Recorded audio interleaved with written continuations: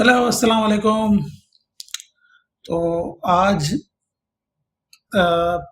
30 तारीख है, पहला महीना है 2023 और रात के इस वक्त बज रहे हैं पौने दो, 1:44 हो रहे हैं।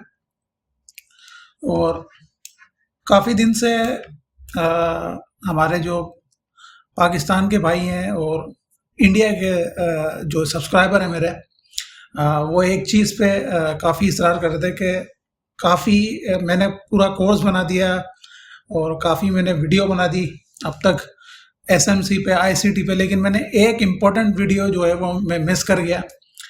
वो थी साइकोलॉजी की जो क्लास है वो मैंने आप लोगों को नहीं दी। और ये बात बिल्कुल ओवर स्लिप हो गई है कि मैं वाकई बिल्कुल ही जहन से निकल गया कि मैंने इम्पोर्टेंट जो टॉपिक है उसको मैंने डिस्कस ही नहीं किया। तो आज सोचा कि ज़रा इसके ऊपर बात कर ली जाए। और कुछ एक रीज़न ये भी था कि मेरा ये जो है मानना है, मैंने आज तक कभी भी, जब से मैंने अपनी ट्रेडिंग जर्नी शुरू की है 2015 से, बहुत जगहों से मैंने मुख्तलिफ यूट्यूब से सीखा तकरीबन, लेकिन बहुत मुख्तलिफ चैनलों से सीखा है। तो उसमें मैंने कोई भी, क्या कहते हैं, आपका अल्लाह भला करे, साइकोलॉजी की मैंने उसमें ट्रेनिंग ही नहीं ली किसी से भी। मतलब मैंने वो वीडियोस देखी नहीं। मेरा ये मानना है कि साइकोलॉजी इंसान किसी भी काम में खुद डेवलप करता है, ठीक है। तो मैंने खुद अपनी साइकोलॉजी डेवलप की और ये वक्त के साथ साथ आपकी बेहतर जो है वो होती रहती है। अच्छा जी, तो मैं आज आपको क्लास देने लगा हूँ। शायद ये बाकी जो आपने साइकोलॉजी की वीडियोस देखी हैं उनसे थोड़ी सी मुख्तलिफ है, ठीक है। रिस्क मैनेजमेंट भी है इसमें, साइकोलॉजी, इस पर मैं ये तकरीबन जो है वो लेक्चर पे होगी, हमारी एक लेक्चर बेस होगी। इसमें जो चार्ट जो है वो आपको बहुत कम दिखेंगे, लेकिन ये बहुत एक फ़ायदे से भरपूर वीडियो होने वाली है, ठीक है। तो पहले हम बात करते हैं साइकोलॉजी पे। ये पॉइंट अगर आप समझ जाएं, बाकी ये तो नॉर्मल जो मैं आपको समझाऊंगा अभी, वो तो आपके लिए ज़रूरी है, risk management, capital, minimum capital वगैरह, ठीक है। ये जो 5 पॉइंट मैंने लिखे हैं, ये अगर आपने कवर कर लिया है तो आप अपनी साइकोलॉजी जो है बहुत बेहतर बना सकते हैं, ठीक है। तो पहला क्या है, स्टिक टू द स्ट्रेटजी।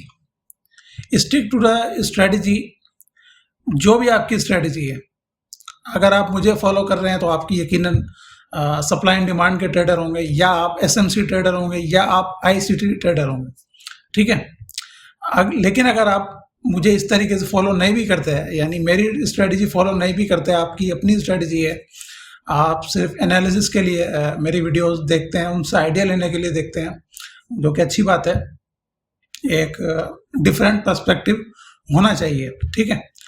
तब भी आपको अपनी स्ट्रेटजी पर रहना है, ठीक है।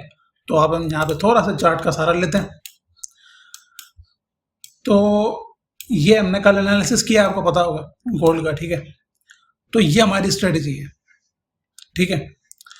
अब इसके अंदर क्या है, जब तक मार्केट मुझे या मेरे जैसे ट्रेडर को, या जो भी एसएमसी के ट्रेडर हैं या सप्लाई एंड डिमांड के ट्रेडर हैं, यहाँ पर जब तक कोई कंफर्मेशन नहीं देती, मैं यहाँ पे ट्रेड नहीं लूँगा। ये मार्केट यहाँ घूमती रहे, या मार्केट यहाँ नहीं आती, या मार्केट यहाँ नहीं आती, मैंने ट्रेड नहीं लेनी, ठीक है। ये है स्टिकनेस, एक अपनी स्ट्रेटजी के साथ एक कमिटमेंट। और आपने देखा होगा, मैं दो हफ्ते भी मैंने ट्रेड नहीं किए। एनालिसिस डेली करता हूँ, लेकिन कई बार मैंने दो हफ्ते भी ट्रेड नहीं किए, ये आप जानते हैं। उसका रीज़न यही होता है कि मैं एक स्ट्रेटजी से जो है वो मैंने बहुत ज़्यादा अपने आप को डिसिप्लिन कर लिया है कि कितनी अच्छी जो है ट्रेड बीच में मिल जाए। मैंने एक एनालिसिस कर लिया, अगर उससे हटके मार्केट वहाँ पे नहीं आती या उसको ब्रेक करे, तब तक नया एनालिसिस नहीं बनेगा। या तो मार्केट नीचे की तरफ जो हमारा डिमांड एरिया वहाँ नहीं आती, उसको ब्रेक नहीं करती या उसको वैलिड नहीं करती, जब तक हम कोई नई ट्रेड ओपन नहीं करेंगे। ये होती है स्टिकनेस। और यही वजह है, मैं पर्सनली आपको बता रहा हूँ कि जो लॉसेस हैं मेरे बहुत ज़्यादा 80% कट हुए हैं, सिर्फ एक ये जो आदत है इसको अपनाने के उसमें। इस आदत को आपने पकड़ लेना कि आपको जब तक अपनी स्ट्रेटेजी के मुताबिक ट्रेड नहीं मिलेगी आप ट्रेड नहीं करेंगे, जो मर्जी हो जाए। 1-2 हफ्ते अपने आप को फोर्स करें, इसके ऊपर आपको आदत हो जाएगी। आज मुझे कोई फ़र्क नहीं पड़ता अगर मुझे पूरे महीने भी ट्रेड नहीं मिले, इवन 2 महीने भी नहीं मिले। मैंने मैक्सिमम 4 मंथ देखा हुआ है। अपने आप को मैंने पेशेंस को टेस्ट किया हुआ। आज कोई मुझे परवाह नहीं होती कि नहीं मिलती ट्रेड, नहीं मिले। तो वो कहते हैं ना कि भाई no trade is also a good trade. ठीक है, ये मुहावरा यूज किया जाता है ट्रेडिंग टर्म में कि no trade is also a good trade. जब आप ट्रेड नहीं करते तो वो भी एक बेहतरीन ट्रेड होती है। ठीक है, और लॉस से बेहतर है कि ट्रेड ना की जाए। तो ये होती है एक स्टिकनेस। ठीक है, तो ये आपको समझ में आ गया होगा। इसका आप स्क्रीनशॉट लेके भी ये 5 पॉइंट कॉपी पेंसिल आप साथ लेके बैठ लें और इसमें ये नोट करते जाएं। बी डिसिप्लिन, ये भी इसी से मुतालिक है, स्टिकनेस से। डिसिप्लिन क्या होता है? एक तो ये भी डिसिप्लिन का पार्ट है जो मैंने आपको अभी समझाया। मिसाल के तौर पर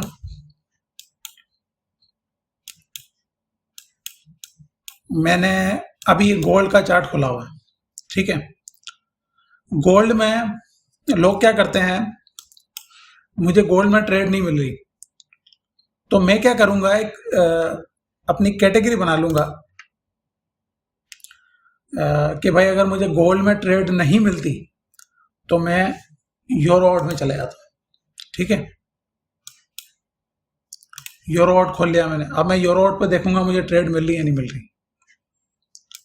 मिसाल के तौर पर मुझे ट्रेड मिल जाती है तो मैं ले लूंगा, अगर नहीं मिलती तो मैं फोर्स नहीं करूंगा। आपने सिर्फ कोई एक अल्टरनेटिव अपना ले लेना है। जो आप ट्रेडिंग पेयर करते हैं उस ट्रेडिंग पेयर को छोड़ के एक अल्टरनेटिव आपने रख लेना है। मिसाल के तौर पर मैंने जो रखा हुआ है वो जीबीबी जेपीवाई है। ठीक है, ये वाला। जब मुझे कोई ट्रेड नहीं मिलती तो मैं इसके अंदर आके देखता हूँ जीबीबी जेपीवाई। मैं इसको एज अ जो है वो सेकेंडरी यूज करता हूँ। हमने काफ़ी ट्रेड किए हैं, आपके सामने किए। एनालिसिस भी मैं इसके करता रहता हूँ, लेकिन ज़रूरी नहीं है कि मैं उस एनालिसिस पे ट्रेड लूँ इसकी, क्योंकि मेरे जो क्या कहते हैं सिलेक्टिव पेयर्स हैं वो हैं, आपको पता है मेरे हैं जीबी यूएसडी, यूरो यूएसडी और गोल्ड। बस इनके अलावा नहीं मिलती तो मैंने अपना एक ऑल्टरनेटिव रखा हुआ। बाकी और भी हैं लेकिन ज़्यादातर जो है वो यही है, जीबीबी जेपीवाई। अब मिसाल के तौर पे मुझे यहाँ पर भी ट्रेड नहीं मिलती। अब मेरा डिसिप्लिन क्या है, मैं बंद कर देता हूँ चार्ट। मैं दोबारा नहीं देखूंगा, मैं अगले दिन देखूंगा, या आप कोई टाइम टेबल बांध लें कि भाई 6 घंटे बाद देखूंगा, या फिर जो है वो 2 दिन बाद देखूंगा। मैंने अपना टाइम टेबल बांधा हुआ है कि मैं उस दिन चार्ट नहीं देखूंगा अगर मुझे अपने तीनों पेयर्स में से ये मैं आपको बता रहा हूँ एडवांस लेवल पे। आपने ट्रेड एक पे करनी है। ठीक है, ये बाद में आपने डेवलप करने हैं 1 या 2 पेयर। मेरे चले अभी 3 है, काफ़ी टाइम से मैं कर रहा हूँ। तो मैं अगर मुझे तीनों पे भी नहीं मिलती और इस पे भी नहीं मिलती तो मैं बंद कर देता हूँ। मैं फोर्स नहीं करता कि यार मैं M13 पे हूँ तो मुझे M15 पे जाके ट्रेड ढूंढनी आज तो मुझे करनी है। ठीक है, ऐसे नहीं करता मैं। ठीक है, मैं M5 पे नहीं जाऊंगा, यार नहीं आज तो मुझे लेनी है ट्रेड, आज क्यों नहीं मिल रही मुझे इसके अंदर। ठीक है, M5 पे भी नहीं मिली, M3 पे है, M1 पे, M2 तक चले जाते हैं लोग। ठीक है, तो ये होता है डिसिप्लिन जो आपको डेवलप करना है अंदर के भाई मैं गोल्ड पे ट्रेड कर रहा हूँ, मुझे नहीं मिलती, मैंने एक ऑल्टरनेटिव पेयर रखा हुआ अपना। जीबीबी जेपीवाई हो गया, यूरो बहुत सारे लोग करते हैं, यूरो जेपीवाई करते हैं, यूरो CHF करते हैं। ठीक है, कैट CHF, इनको मैंने ऐड किया हुआ। इसका मतलब ये नहीं है कि मैं सबको ट्रेड करता हूँ। ठीक है, ये आप लोगों के लिए मैंने ऐड किए हुए हैं।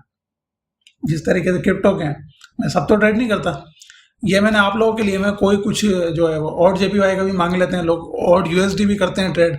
हर किसी का अपना टेस्ट होता है। यूरो ऑड, अब ये मेरे पास ऐड ही नहीं है, ये मेरे ब्रोकर में ही नहीं है यूरो ऑड, लेकिन मैं फिर भी जो है इसका एनालिसिस करता हूँ। ठीक है, तो आपने एक आध अपना एक्स्ट्रा ऑल्टरनेटिव पे अपना रख लेना है और उस पर डिसिप्लिन रहना है। ठीक है। एक तो ये डिसिप्लिन जो मैंने आपको इसकी तारीफ सुनाई वो भी एक डिसिप्लिन का हिस्सा, और ये भी एक डिसिप्लिन का हिस्सा है कि भाई मुझे गोल्ड में नहीं मिली और मैंने अपने एक ऑल्टरनेटिव पेयर में देखा मुझे वहाँ पे भी नहीं मिली, और मैं अपने चार्ट बंद कर दूंगा, उस दिन मैं ट्रेड ही नहीं करूँगा, ठीक है, या 6 घंटे तक नहीं करूँगा, ये आपने डिसाइड करना है। मैं एक दिन पूरा उस दिन छोड़ देता हूँ, ठीक है। और दूसरा जो है तीसरा पॉइंट हमारा ओवर ट्रेडिंग, ये बहुत अहम है। ओवर ट्रेडिंग में क्या होता है, ओवर ट्रेडिंग में रिवेंज ट्रेड भी आ जाती है।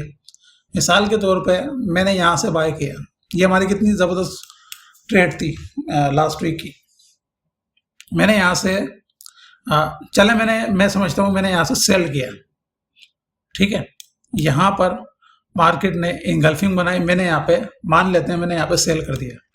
अब मार्केट ने यहाँ पे आ गई और मैंने यहाँ कहीं पर स्टॉप लॉस ले लिया, ठीक है।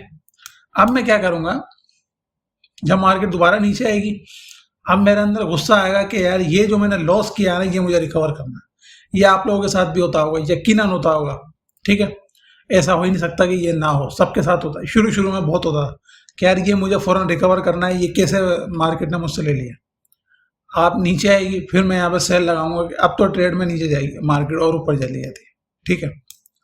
मार्केट क्या हो जाती है, और ऊपर चली जाती है, और आपका मज़ीद नुकसान हो जाता है। इसको कहते हैं ओवर ट्रेडिंग, बार बार ट्रेडिंग करना, रिवेंज ट्रेडिंग करना, ठीक है। आपने एक चीज़ मान लेनी है कि मैंने भाई कितनी ट्रेडिंग करनी है, आगे के पॉइंट पे मैंने आपको बताया हुआ, ठीक है। ओवर ट्रेडिंग समझ गए आपने, रिवेंज ट्रेडिंग इसको कह लें, या तो ओवर ट्रेडिंग जो है वो रिवेंज ट्रेडिंग भी आप कह सकते हैं। मैं इसको लगा देता हूँ यहाँ पर,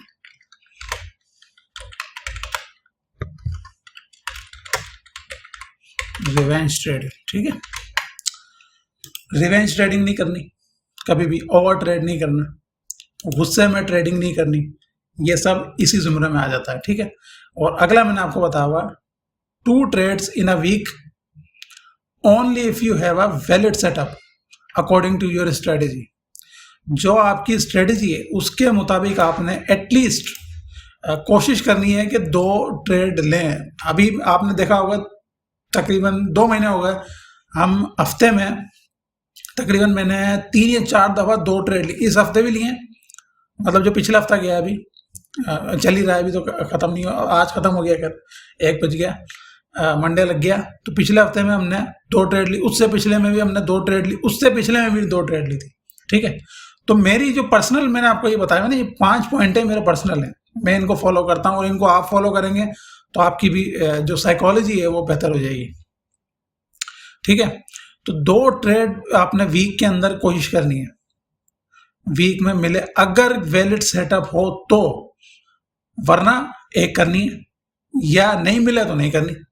जैसा मैंने आपको ऊपर बताया, अकॉर्डिंग टू जो है वो स्ट्रेटजी और डिसिप्लिन के अंदर मैंने आपको बताया कि नहीं मिलती कोई मसला नहीं है, no trade is also a good trade, नहीं करनी, वरना एटलीस्ट आपने 2 लेनी है, ज़्यादा नहीं करनी। ओवर ट्रेडिंग जो तीसरा मैंने आपको बताया, ज़्यादा ट्रेडिंग, बार बार ट्रेडिंग करना या रिवेंज ट्रेडिंग करना नहीं करना। एक दफ़ा लॉस हो गया, छोड़ दें उस पेयर को, जब तक वैलिड सेटअप आपको ना मिले उस पेयर को आप छोड़ दें।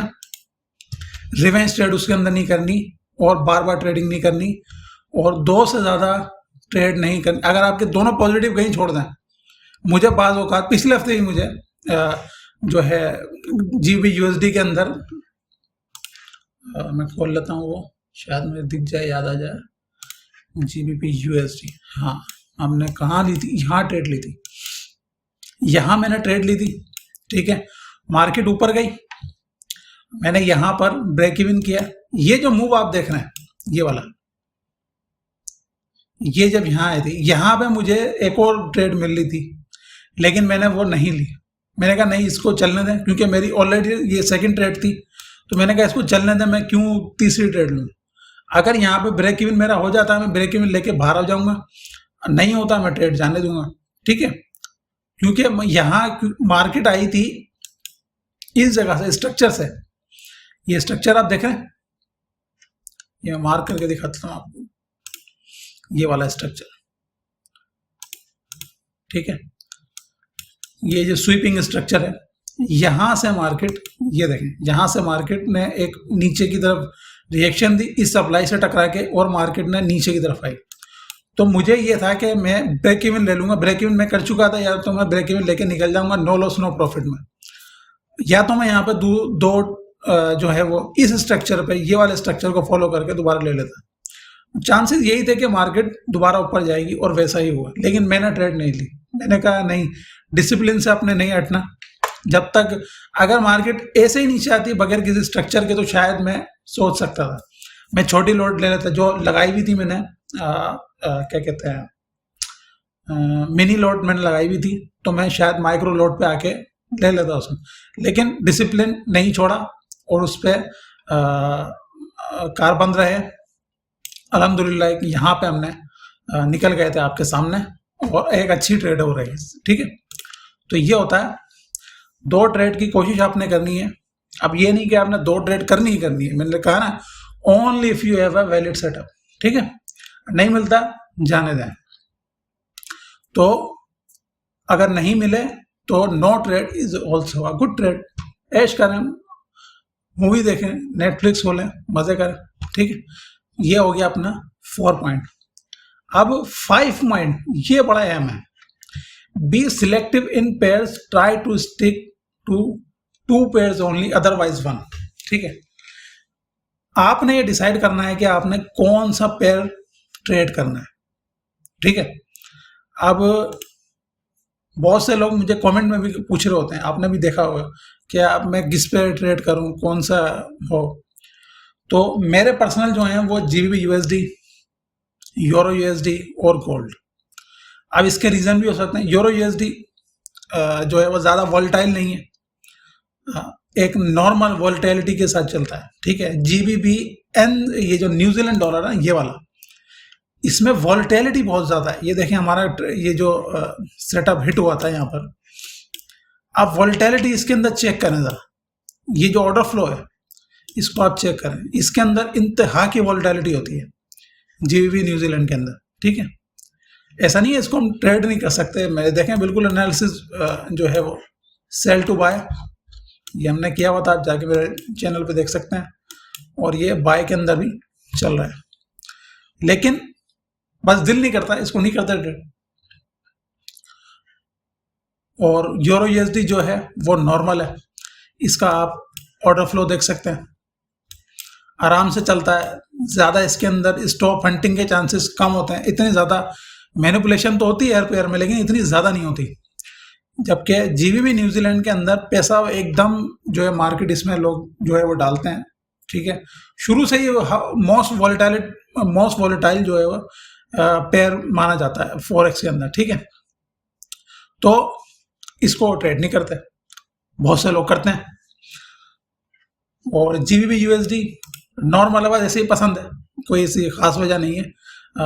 एक तो GBP है, और दूसरा इसकी जो काउंटर करेंसी है वो क्या कहते हैं USD है।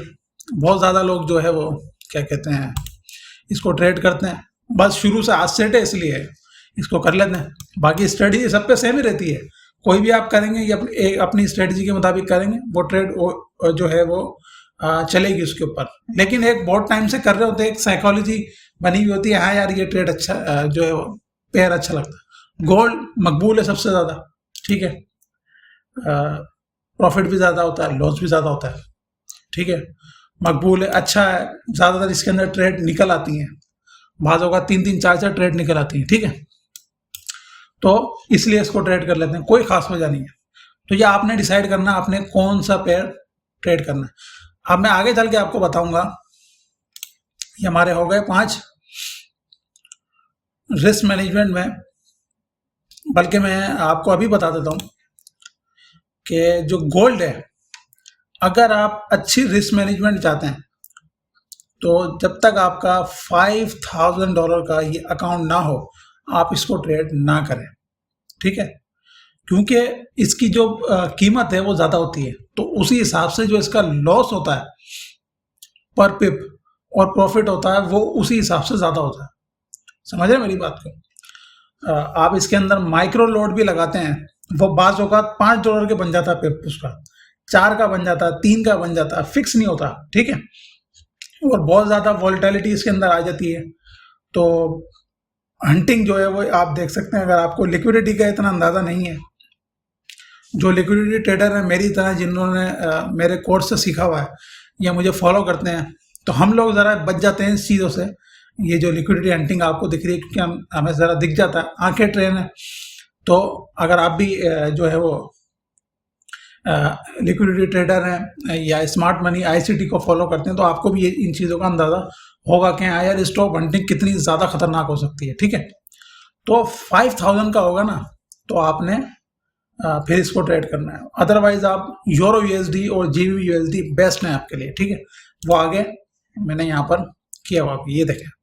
अब आ जाते हैं हम दूसरे पे, minimum capital for day trading forex, ठीक है। If you start trading right away, अगर आपको if you must start trading right away, अगर आपको अभी ट्रेडिंग स्टार्ट करनी है, यू कैन बिगिन विद $100, ये आपको पता ही होगा। For little more flexibility 500 can lead to slightly more income और रिटर्न, ठीक है। और ये दूसरा जो पॉइंट है ना 500 वाला है, ये बेहतरीन है, क्योंकि मैंने खुद ने 500 से किया था। शुरू में मैंने 200 से भी किया, उसको 500 किया। एक्चुअल जो ट्रेडिंग मैंने स्टार्ट की थी वो इससे की थी, 500 से, ठीक है। और $100 में मैं रिकमेंड नहीं करूंगा आपको कि आप इससे करें। मिनिमम मेरे हिसाब से जो है वो $300 तकरीबन होनी चाहिए, और उसमें आपकी जो पर एक ट्रेड होनी चाहिए आपकी, ठीक है। और वो माइक्रो ट्रेड होनी चाहिए। ऊपर मैंने आपको डिसिप्लिन बताया, सब कुछ समझ के अगर आप $300 पे कर रहे हैं, आपकी माइक्रो ट्रेड होनी चाहिए। वो मैं आपको यहाँ रिस्क मैनेजमेंट में अभी सिखाऊंगा, ठीक है। 500 slightly more income or return. However, 5000 might be best because it can help you produce a reasonable amount of income that will compensate you for the time you are spending on trading. 5000 जो है ना, ये बेहतरीन amount होती है अगर आपको trading आती है, ठीक है। अदरवाइज तो आपके पास जितना होगा वो सारा लॉस में चले जाएगा। अगर आपको आती है ट्रेडिंग तो 5000 जो है वो बेहतरीन, और ये मैं भी जानता हूँ। अगर आप ट्रेड में अच्छे हैं, ठीक है, तो आप अगर आप और आपके पास 5000 होंगे तो आप आराम से जो है वो एक अच्छी 60-70 हज़ार महीने के आराम से निकाल सकते हैं, रिस्क मैनेजमेंट फॉलो करते हुए। तो ये भी ऐसा नहीं है कि आपके $5000 आ गए तो आप कह रहे हैं यार अब तो $1,00,000 1.5 लाख बनेंगे तो करेंगे, वरना नहीं। ये बिल्कुल जॉब की तरह, आपके कारोबार की तरह ही होता है। तो आपने रिस्क देखते हुए चलना होता है। तो इसमें आप आराम से निकाल सकते हैं। अगर मुझे अभी कोई $5000 का अकाउंट, मैं लेता नहीं हूँ, मैं एक अज्यूम ऐसे आपको मिसाल देने के लिए बता रहा हूँ कि $5000 का अकाउंट दे तो मैं उस पर ईजिली ट्रेड कर सकता हूँ, ठीक है। मैं उसको गारंटी कर सकता हूँ कि यार मैं 60,000 50,000 आपको आराम से निकाल के इसमें दे सकता हूँ, क्योंकि कॉन्फिडेंस होगा यार मेरे पास इतनी अमाउंट है और अपनी स्ट्रेटजी को फॉलो करते हुए हम ये निकाल सकते हैं। तो 5000 जो है वो बेस्ट है, ठीक है। और सबसे जो आप चाहते हैं कि खर्चा पानी के अलावा भी थोड़ा बहुत निकल आए तो 500 है, ठीक है। 5000 जो है उसमें आप समझ लें कि अपना घर चला सकते हैं अगर आपको ट्रेडिंग आती है तो। 500 में आप घर नहीं चला सकते, बहरहाल ये कि अच्छी साइड इनकम ज़रूर निकाल सकते हैं, ठीक है। पूरा इसके ऊपर डिपेंड होने के लिए तो शायद एक बड़ी अमाउंट चाहिए होती है, ठीक है। तो आप ये समझ रहे होंगे कि मिनिमम कैपिटल जो है वो किस तरह का होना चाहिए। और यहाँ पे लिखा हुआ set amount don't help you understand the minimum required for your trading desire, life circumstances और risk tolerance. You should understand the risk involve in trading forex. और मतलब ये लिखा हुआ कि अगर आपको समझ नहीं आ रहा अपनी मिनिमम अमाउंट में, क्योंकि इसके अंदर जो है वो मतलब इनको तो नहीं पता आपका कि क्या लाइफ सर्कमस्टेंसेस है, इसमें रिस्क टॉलरेंस क्या है आपका, ठीक है। तो इस हिसाब से गाइडलाइन ये बताई हुई है, ठीक है। दूसरा 1% स्ट्रेटजी, ये मैंने एक आर्टिकल से लिया था, ये मैंने आपके लिए अभी लिखा है और ये बेहतरीन स्ट्रेटजी है, सब फॉलो करते हैं। और मैं चाहता हूँ आप भी इसको फॉलो करें। 1% रूल में आप कभी मार्केट से बाहर नहीं होंगे अगर आपको ट्रेडिंग आती है। ट्रेडिंग आना ज़रूरी है, ठीक है। स्टार्ट भी लेंगे उसमें भी आना ज़रूरी है। तो 1% में आप कभी भी जो है वो मार्केट से बाहर नहीं होंगे, यानी मार्केट में रहना एक बड़ी बात है। आप प्रॉफिट बना रहे हैं या नहीं बना रहे, लेकिन मार्केट में रहना, सरवाइव करना, ये बहुत बड़ी बात है। ये इटसेल्फ समझ लें कि एक बहुत एक अचीवमेंट है, इटसेल्फ अचीवमेंट कि आप मार्केट में मौजूद हैं अपनी अमाउंट के साथ। बेशक आप महीने के एंड में प्रॉफिटेबल ना निकलें, ठीक है, मार्केट में मौजूद रहना बहुत ज़बरदस्त बात होती है। और 1% रूल जो है इसके चांसेस आपके 90% बढ़ा देता है, ठीक है। 1% rule is one of the best rule for mitigate trade risk, ठीक है। If your account contain $1000 then most you will want to risk on the trade is $10। ये अच्छी बात है। अगर आपके पास $1000 है, ठीक है, उसका 1% कितना होगा? $10। $1000 पे अगर आप $10 रिस्क लोगे, ठीक है, तो कितना हो गया? $999 आपके पास पीछे बचे हुए। अगर आपका एसएल हिट भी हो जाता है तो आपके पास पीछे बचे हुए। अब इसके लिए ज़रूरी है लॉट साइज मैनेजमेंट, जो मैं आगे सिखाऊंगा, ठीक है। पहले ये समझें और आगे मैं आपको लॉट साइज मैनेजमेंट सिखाऊंगा कि भाई $10 $1000 पे किस तरीके से अप्लाई होंगे, ठीक है। If your account has $10,000 you shouldn't risk more than $100 पर ट्रेड। यानी अगर आपके पास $10,000 का अकाउंट है तो $100 पर ट्रेड पे आपने ये जो है रिस्क नहीं लेना, यानी $100 से ज़्यादा आपने रिस्क नहीं लेना। और ये बेहतरीन बात है, ठीक है। 9,900, हाँ, 9,900 आपके पास पीछे बच जाते हैं डॉलर, तो आप मार्केट में इन है। अगर आप समझ लें कि 500 भी उड़ा दिया आपने, या यहाँ 50 उड़ा दिए, या यहाँ 500 उड़ा दिए, तो आपके पास यहाँ पर कितने मौजूद हैं? 950, और यहाँ मौजूद हैं 9,000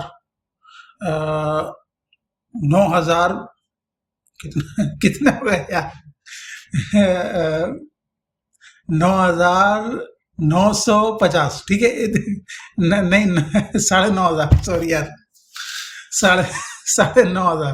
मैं मैथ में जो है ना थोड़ा सा कंफ्यूज हो जाता हूँ, ठीक है।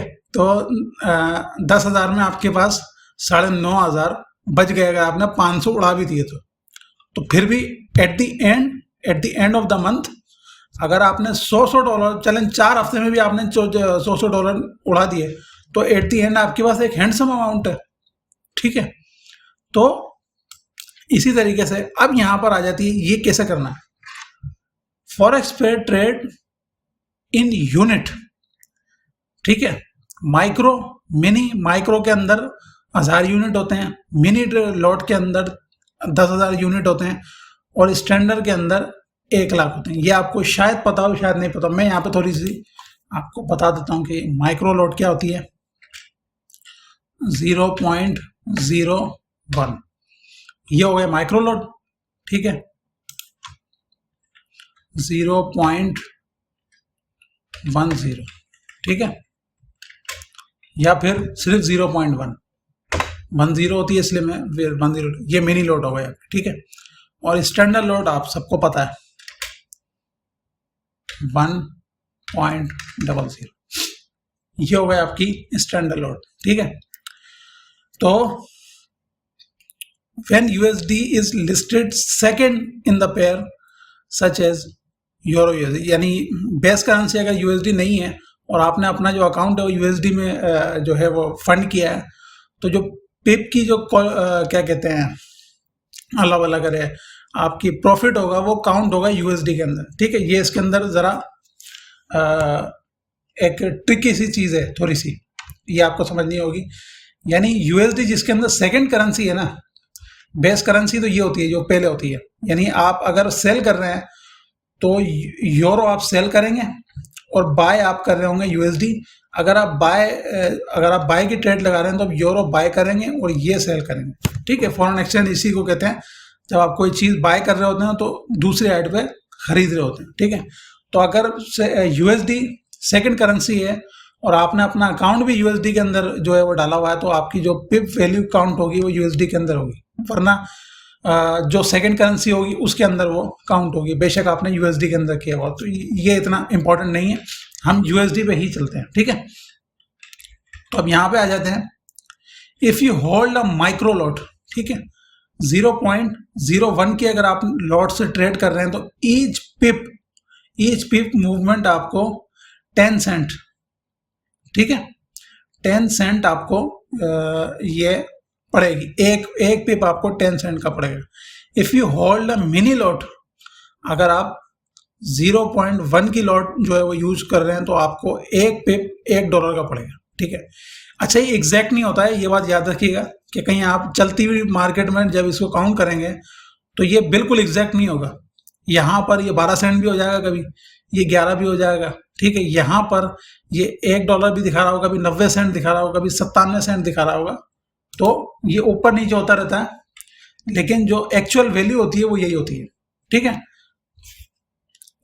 माइक्रो की 10 सेंट और मिनी लॉट आप लगाएंगे तो एक पिप आपका $1 का होगा, और अगर आप स्टैंडर्ड लॉट लगाएंगे तो $10 का होता है। ये 15 भी चला जाता है बाज़ औक़ात, ठीक है।